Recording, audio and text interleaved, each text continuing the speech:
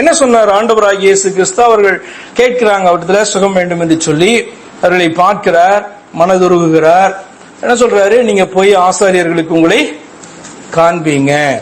ஆசாரியர்கள் எதுக்கு காண்பிக்கணும்? பிரமாணத்துல இப்படி காணப்பட்டிருக்கும். குஷ்டரோகியா காணப்படுறானா, அவனுடைய குஷ்டரோகம் சரியாயிடுச்சுன்னா அவன் போய் ஆசாரியன்ட்ட காமிக்கணும். ஆசாரியன் பார்த்து என்ன பண்ணுவான்?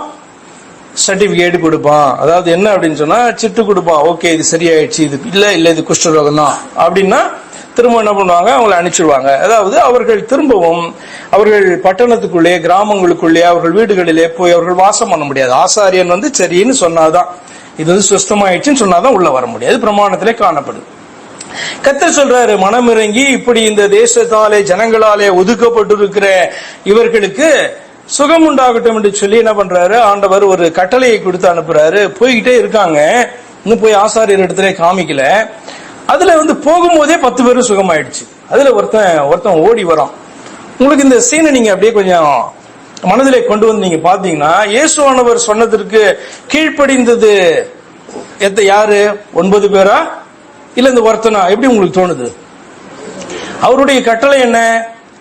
நீங்க போய் ஆசாரிய இடத்துல காமிங்க அப்படின்னு சொன்னார். போய்கிட்டே இருக்கும்போது 10 பேருக்கு சுகமாயிடுச்சு. அப்போ 9 பேர் என்ன பண்றான்? தொடர்ந்து ஆசாரிய இடத்துல தன்னை காண்பிக்கிறதற்காக போகிறான். ஒருத்தனால கண்ட்ரோல் பண்ணவே முடியல. ஆண்டவர் கொடுத்ததான அந்த நன்மையை பெற்ற பொழுது அவனால என்ன பண்ண முடியல? கண்ட்ரோல் பண்ண முடியல. என்ன பிரதிபலனை இவருக்கு செய்வேன், நான் அவருக்கு என்ன செய்வேன் என்று சொல்லி ஓடி அவருடைய பாதத்துல வீழ்ந்து என்ன பண்றான்? அவருக்கு ஸ்தோத்திரத்தை செலுத்தி தேவனை மகிமைப்படுத்துகிறான். இப்ப இவனை நீங்க யோசித்து பாத்தீங்கன்னா, இவன் சரியா கீழ்ப்படியிலையே. 9 பேர் தானே கீழ்ப்படிஞ்சான். ஆனால் ஆண்டவர் கேட்கிறாரு, 10 பேர் என்னிடத்திலிருந்து நன்மை பெற்றார்களே, அதுல என்னிடத்துல நன்றி செலுத்துவதற்கு இவருக்கு என்ன செய்வேன் என்று சொல்லி சிந்திக்கிறதற்கு ஒருவன் அல்லவா காணப்பட்டான். அந்த 9 பேர் எங்கே? அது இவன் சமாரியன் ஆயிற்றே, அந்நியனாகிய இவனை அன்றி மற்றவர்கள் எங்க? அப்படின்னு என்ன அர்த்தம்? மற்றவர்கள் தான் இஸ்ரவேல் ஜனங்கள், யூதர்கள், யூத தேசத்துக்குள்ளே வாழ்ந்து கொண்டிருக்கிறவர்கள். இவர்கள் எல்லாம் குஷ்டரோகிகளா இருக்கிறதுக்கு முன்னாடி என்ன பண்ணுவாங்க? ஆலயத்துக்கு போயிருப்பாங்க, வேத வார்த்தைகளை நன்றாக அறிந்தவர்களா இருந்திருப்பாங்க. சமாரியன் என்பவன் அந்த பக்கம் கலிலேய பகுதியிலே வாழ்கிறான். இவர்களால எவண்ணமாய் பார்க்கப்படுகிறான்?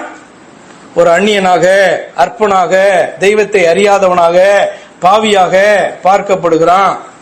ஆனால் ஆண்டவரிடத்திலிருந்து ஒரே விதமான நன்மையை இத்தனை பேர் பெற்ற பொழுது அதுல ஒருவன் மாத்திரம் ஆண்டவருக்கு மகிமையை செலுத்த வேண்டும், ஸ்தோத்திரம் செலுத்தணும், அவருக்கு நான் என்ன செய்வேன்னு ஒரு சிந்தனை வருது பாருங்க. அப்ப இந்த உலகத்துல இப்படிதான் 100 பேர்னா இல்ல 10 பேர் தான் இதுல இருக்கிறதானது வார்த்தையின்படி என் தேவனுக்கு நான் என்ன செய்வேன், அவருக்கு என்ன செய்வேன். யோசித்து பார்த்தா தெரியும், அவருக்கு முதல் நீ என்னதான் செய்ய முடியும்? வந்தாருன்னா வீட்டுல உட்கார வச்சு கப்சா வாங்கி கொடுத்துடலாம், இல்ல ஏதாவது சாப்பாடை செஞ்சு போட்டுடலாம். அவர் பாத்தீங்கன்னா சாப்பிடறதுக்காக உன் வீட்டுக்கு வரல, பசிக்குதுன்னா அவர் உன்கிட்ட கேட்க மாட்டாரு. மலைகளிலே காணப்படும் மாடுகளும் எல்லாமே அவர் தான், அவருக்கு தானே. அப்ப பாத்தீங்கன்னா பசிக்குதுன்னா, எனக்கு பசிக்குது, மாட்டை அடிச்சு இதை அடிச்சு எனக்கு சாப்பாடை போடுன்னு அவர் சொல்ல போறது கிடையாது. அப்ப என்னதான் நீங்க செலுத்த முடியும்? சிந்திச்சு பார்த்துட்டீங்களா? I want to do something for my God அப்படின்னு சொன்னா உங்களுக்கு முதலாவது தோன்ற வேண்டியது என்ன தெரியுமா? அவருக்கு ஸ்தோத்திரத்தை செலுத்துகிறதான நன்றியுள்ள இருதயம் காணப்பட்டு உங்களால அவரை ஸ்தோத்திரிக்க முடியவில்லை என்று சொன்னார். இன்னைக்கு நான் சொல்ற வார்த்தையை ஞாபகம் வைத்துக் கொள்ளுங்க.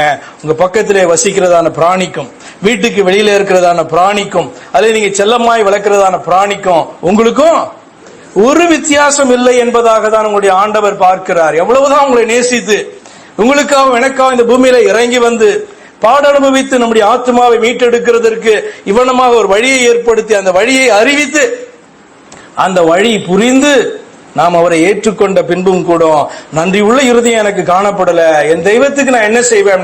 காணிக்கையை கொடுத்துட்டா போயிடுமா?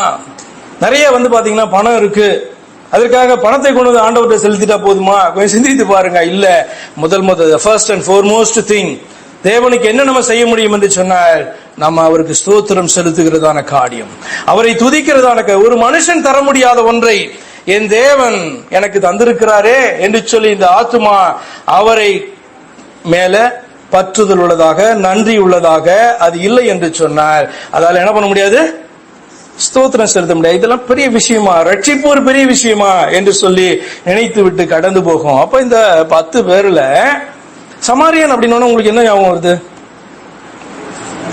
இப்ப நம்ம அந்த காலத்துல வாழல. அப்போ ஒரு யூதன், ஒரு பியூரா தன்னை நினைக்கிறதான, பரிசுத்தவானாய் நான் நினைக்கிறதான யூதன் எப்படி சமாரியனை குறித்து அவன் யோசிச்சிருப்பான் அப்படின்றது நமக்கு பாத்தீங்கன்னா ஈஸியா காம்ப்ரஹெண்ட் பண்ணுகிறதான, புரிந்து கொள்ளுகிற விஷயம் அல்ல.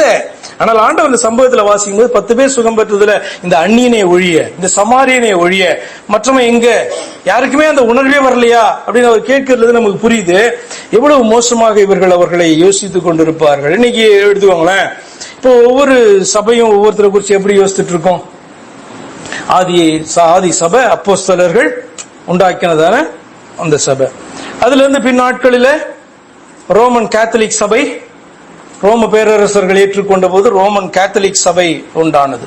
அதற்கு பின்பு அதுல இருந்து இதுல டாக்டரின் சரியில்லைன்ட்டு மறுமலர்ச்சி சபைகள் உண்டானது.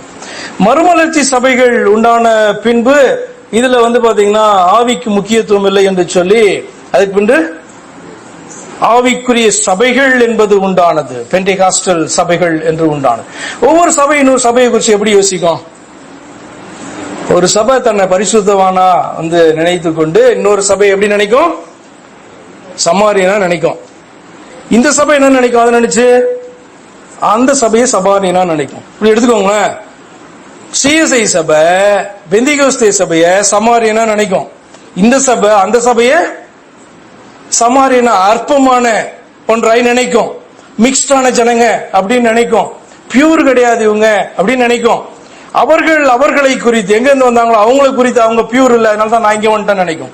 அவர்களே நினைப்பாங்க நான் பியூர், இவர்கள் பாத்தீங்கன்னா இங்க இருந்து விலகி போயிட்டாங்கல்ல இவங்க அப்படின்னு நினைக்கும். அதனால ஆண்டவர் எப்படி பாக்குறாரு? எல்லா மிருகங்களும் தானே பாப்பாரு. எவன் உண்டாக்கின தெய்வத்தை சரியா அறியல அப்படின்னு சொன்னா, தன்னை ரட்சித்த தெய்வத்தினுடைய பெயர் அவனுக்கு தெரியலையோ அவனை குறிச்சு என்ன நினைப்பார் ஆண்டவர்? நீ சிஎஸ்ஐ இருக்கலாம், பெண்டிகாஸ்டா இருக்கலாம், நீ நான் அப்போஸ்தலிக் சர்ச்னு சொல்லிக்கலாம், ஆனா எப்படிதான் காணப்படுற? மெய்யான தெய்வத்தை அறிந்து உன்னால ஸ்தோத்திரிக்க முடியவில்லை என்று சொன்னார். தேவ பார்வையில நீ எப்படி காணப்படுற? மிருக ஜீவன்களை பார்க்கல மோசமாய் காணப்படுற அல்லவா? அல்லது அந்த சமயம் அப்படிதான் காணப்படுற இல்லையா? கொஞ்சம் சிந்திச்சு பாருங்க. அப்ப இந்த சமாரியனை குறித்து ஆண்டவர் சொல்றாரு, இவன் அல்லவா புத்திமான். ஆண்டவரை பார்த்து திரும்ப ஓடி அவருக்கு நன்றி செலுத்துகிற அவனை பார்த்து ஆண்டவர் சொல்றார், மற்றவர்கள் எங்கே என்று கேட்டார். அப்ப நன்றி உணர்வு என்ன பண்ணுது? சிந்திக்க வைக்குது, செயல்பட வைக்கிறது, ஆண்டவரை மகிமைப்படுத்த வைக்கிறது.